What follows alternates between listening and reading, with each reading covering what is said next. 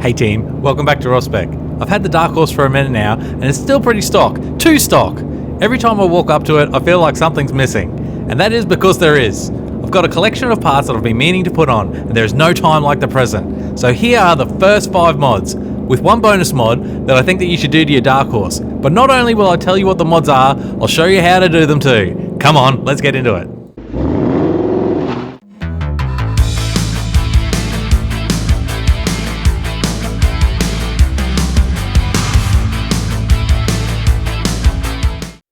I'm going to start a bit backwards with the bonus mod, mostly because it's been done already, and that is to add some attitude by reducing the altitude. This is a must for your Dark Horse.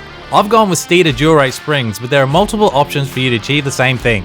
I also had the Steeda subframe support braces, bushing supports, subframe alignment kit, and ultralight G-track base, but these aren't necessary for general street driving and will only shine when taking your car to the track. The first mod is going to be under the bonnet, or hood depending where you're at, and that is going to be to improve induction. To achieve this, I have a set of Steeda ProFlow air filters. They have a double cone design which not only increases the area for filtration, but also flow too. Installation is pretty straightforward. First, remove the airbox lid. Then you can loosen the air cleaner clamp and remove the restraining bolt. But I'm going to do a couple extra things while I'm under here. So I'm going to continue by removing the MAF plug, first by releasing the white locking clip, then wiggling it off. Then I'm going to remove the MAF loom from the intake pipe using a trim removal tool. Next I'm going to disconnect the right hand side PCV tube. And finally I'm going to loosen off the throttle body clamp. And with all that done, I can remove the intake pipe. The 2022 Mark I lost 10 horsepower due to emission tuning and adding a carbon trap in the intake pipe. We only got the 21 Mark I in Australia, so we didn't have to worry about that. But the Dark Horse being a future model, it has the carbon traps too. So to free up some more ponies, I'm going to remove them too. After removing the air cleaner from the intake pipe, with a combination of a screwdriver and brute force, I could wiggle the plastic inner ring out of the intake pipe. Then using a set of needle nose pliers, I could pull up the outer edge of the carbon trap. Then I could slowly work it inside the intake pipe. And pull the carbon trap out.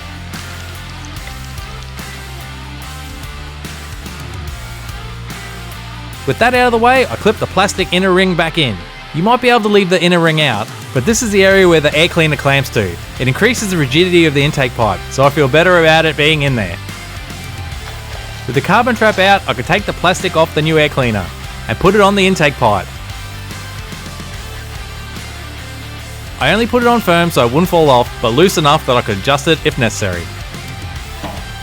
But before I put the intake pipe back on, I had to start mod 2, keeping the intake clean. I'm going to achieve that here using the Ford Performance oil separator kit. Adding an oil separator was one of the first things I did to my Mark I. It was done in the first 100 kilometers. I should have done it sooner. Especially on direct injected engines like these, any oil you can keep out of the intake will help you maximize performance.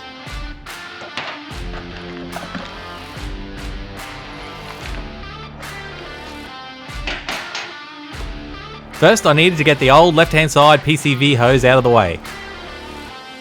The bracket for the oil separator slides over the coolant reservoir stud bolt.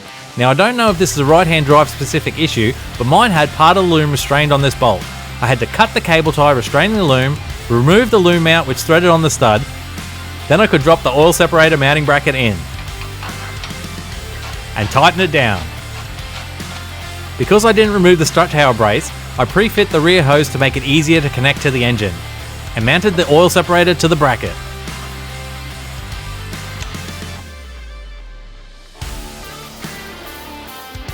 Then I could thread the loom mount back in and finish it off with a new cable tie. Then the intake tube can go back in, reconnect the MAF plug and loom, install the securing bolt, and then the new PCV hose from the intake to the oil separator. I had to ensure that the hose was rotated in the right direction so that the hose didn't want to kink.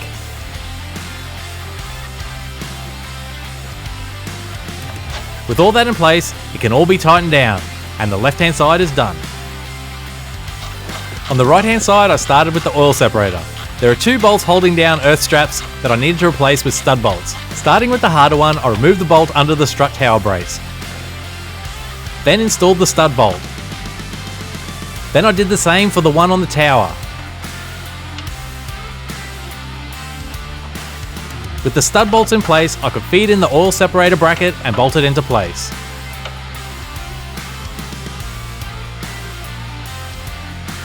It is recommended to remove the engine cover to get off the right hand side PCV hose. The engine cover won't come off with the strut tower brace still in place. But if you pop the front of the engine cover, there is just enough room to remove the hose from the engine. The other end is easily accessible and you can get it out of the way. With the old hose out, I could fit the new one and clip the engine cover back down. Then, like the left hand side, I pre-fit the rear hose to the oil separator, put it in and connected the hoses.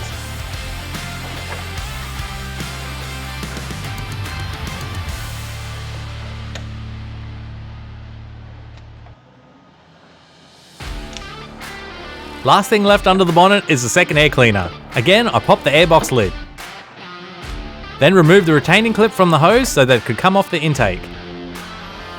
Removed the mounting bolt, the MAF plug and loom, throttle body clamp, and then removed the intake pipe.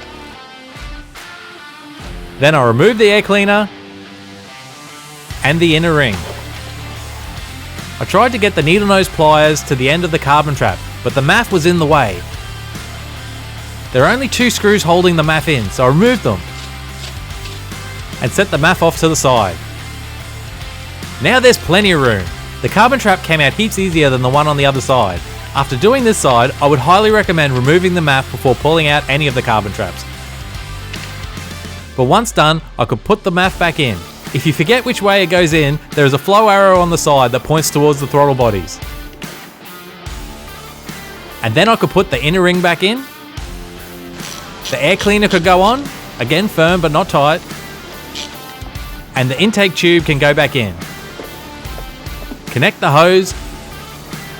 Put the clip back on, it only goes one way. Connect the MAF plug, restrain the MAF loom. Put the mounting bolt in and tighten everything down. Now it is time to test the fruits of my labour. I sit down, clutch in, give it a second because it needs it, hit the button, nothing. Try the button again, still nothing. I'm thinking I've stuffed the MAFs or something. Then the screen makes an ominous tone and tells me, no key in the vehicle. Yep, that'll do it. Key in hand this time, I give it a kick in the guts.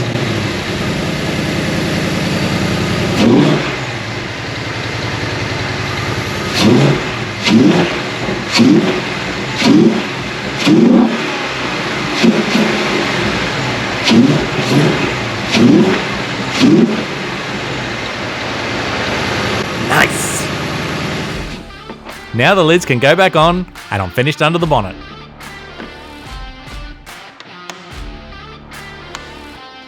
Now I can move on to mod number 3. If you don't live in North America, you don't have access to a genuine handling package car. But what you can do is what I've done here and order a genuine handling package front splitter. To put the splitter on, you need to start by removing the original splitter.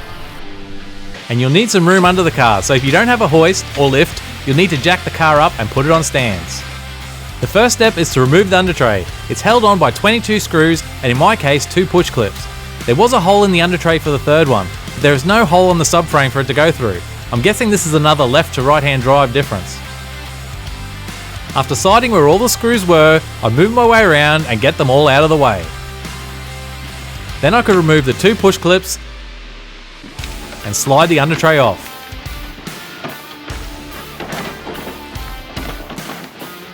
With the undertray off, I can do a quick side by side with the one off my Mark 1. The Mark 1 is obviously broken, but what you can see is the changes they made between the two.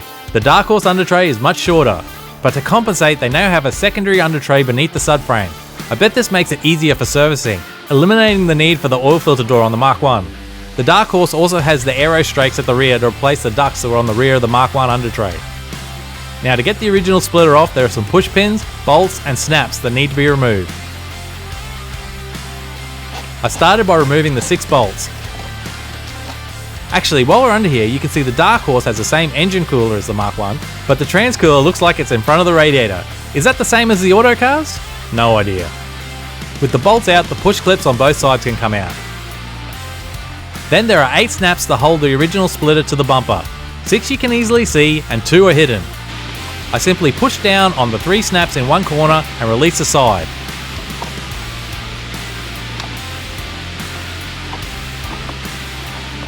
Then I repeated for the other side. Then I gave it a bit of a push in the middle and the whole splitter came out much easier than I expected. And just like that, the bumper is raw and ready to accept the new splitter. If I give you a quick look at the old splitter, you can see where the 2 snaps in the middle were hiding.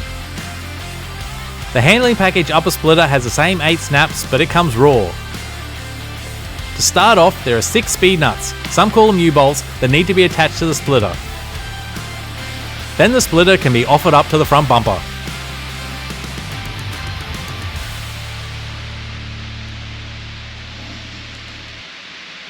From underneath you can check visibly that the snaps are all the way in. Then the 6 bolts can be put back in. I started from the middle and worked evenly out. Then the push clips can go back in, and you can actually feel from underneath if they've gone all the way through.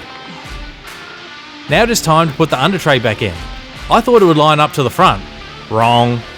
It goes under much further, but the 2 push clips can go in and hold it in place. Must be something about under tray installs, because I had to get out my calibrated stand again. With the under tray in place, it was time to offer up the lower splitter. It was a bit of a struggle to get it under the lip of the upper splitter. A second set of hands wouldn't have gone astray here, but with a bit of persistence and a trim removal tool, I could finally wiggle it into place. After checking the outer holes on the lower splitter line up with the holes on the upper splitter, there are 10 push clips that attach the lower splitter to the under tray. Now there are 16 holes that go around the outer edge of the lower splitter. For all the other bolts and clips, there have been a spare one in the box, but unfortunately my splitter only came with 15 of the 16 screws that I needed. Lucky but not lucky, this is actually my second splitter that I received for the car. The first one actually had a Mark 1 splitter in a S650 box.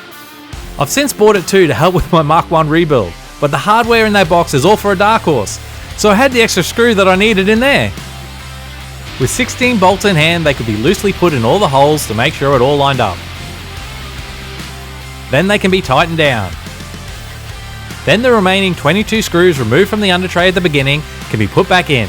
Actually, be careful and check a couple times that the speed nuts still line up with the holes. I must have bumped a couple when wiggling the lower splitter in, and they'd gone walkabout. I had to remove some bits and fight with them to get them back into position.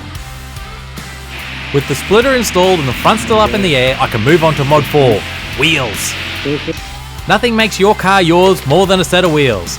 After removing the original rolling stock, I put on my 20-inch chrome Shelby Super Snake wheels. Funny thing is, this is the 4th Mustang that I've put them on. With the wheels on, the front can go back on the ground. But before changing the back wheels, there is one thing I can test. It wasn't until the 22 Mustang that the line lock mode was available in Australia. My Mark 1 missed out, but it's here in the Dark Horse. To activate it, all you need to do is go to the Mustang screen, click on the line lock, hold engage to activate, then OK again to start it off. Now drive off, but don't go anywhere.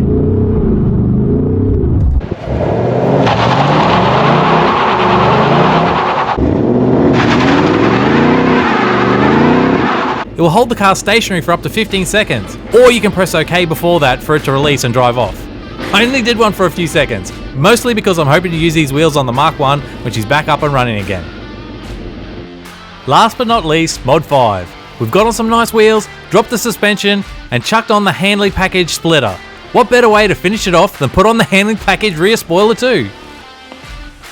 To make it an environmentally friendly mod and help release the double-sided tape holding the spoiler down, I baked the rear of the car in the sun. Most spoiler installs on an S650 Mustang require the rear module on the boot to be removed. The way I figured it would be easier to do the majority of the manhandling of the original spoiler while the module was still mounted to the car. So I opened the boot, removed the grommets, and unbolted the external spoiler bolts. I did tip the boot down when I was taking the bolts all the way out. This way I could ensure that they didn't get lost in a void in the panel. Then, to reduce the risk of me scratching the paint, I laid down masking tape all around the feet of the spoiler. Then, using some 48-pound tracer wire and some cupboard handles, I started slicing into the double-sided tape. The double-sided tape is magical stuff. Even though I cut all the way through, it started to fuse together again, sort of like the T1000. I ended up having to wedge the spoiler up with a plastic trim removal tool and send a second cut through to all but fully release it. For the center leg, I started using my wedge and cutting in from the side. Then slowly adding more wedges, my wildest dreams came true. While I was looking at the handling package spoiler on the bench, the center post only has one alignment dowel and two plastic clips to hold it down. I couldn't find any pictures to see if the original Dark Horse spoiler was the same. As it started to lift up, I could see that it was. And better than that, the clips were releasing themselves from the spoiler module. So a combo of cutting from the outside, then feeding it through for the inside, the spoiler was free to come off. I still needed to keep the foam tape away from itself. Every time the sides touched, it tried to stick back down.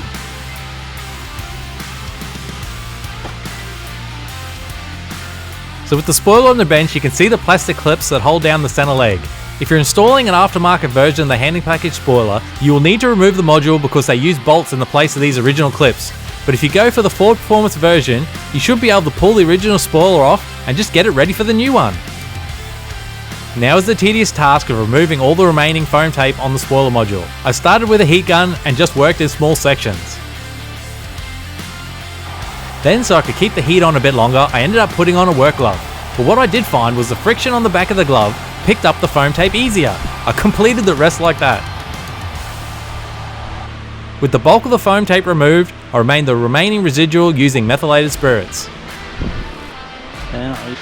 After a quick test fit, I peeled off the backing on the bottom of the feet and pressed the spoiler into place. I started from the center and actually gave a nice positive click when it went down. Then I could apply some pressure to the outside feet. Then it was time to put the bolts back in, to lower the boot and admire my handiwork. But it isn't finished there. Don't worry, I've still got the gurney flap to go on. I had to check the box a couple of times to make sure I wasn't missing something. The Mark 1 gurney flap used different bolts with or without the gurney. This one appears to use the same.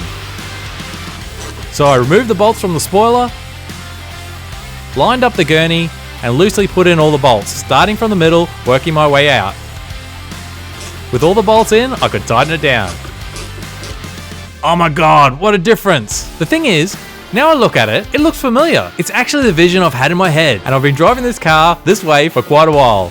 Whether it was in Need for Speed Unbound, Forza Motorsport, the Crew Motorfest, or Forza Horizon 5. I've pretty much been building the same thing in every game that I played with the Dark Horse in it.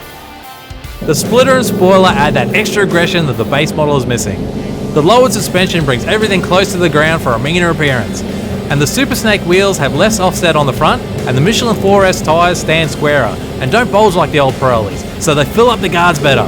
Oh, and the air cleaners and the carbon trap delete. I don't know if it's just placebo or my butt dyno isn't calibrated correctly, but even though the Dark Horse was never a slouch, it definitely feels pokier. So that's my top 5, plus a bonus mod that I think you need to do with your Dark Horse. Have I got it right? Is there something that you think I should have done instead? Let me know in the comments. And what would you like to see me do with her now? More track? Drag? Mods? Let me know.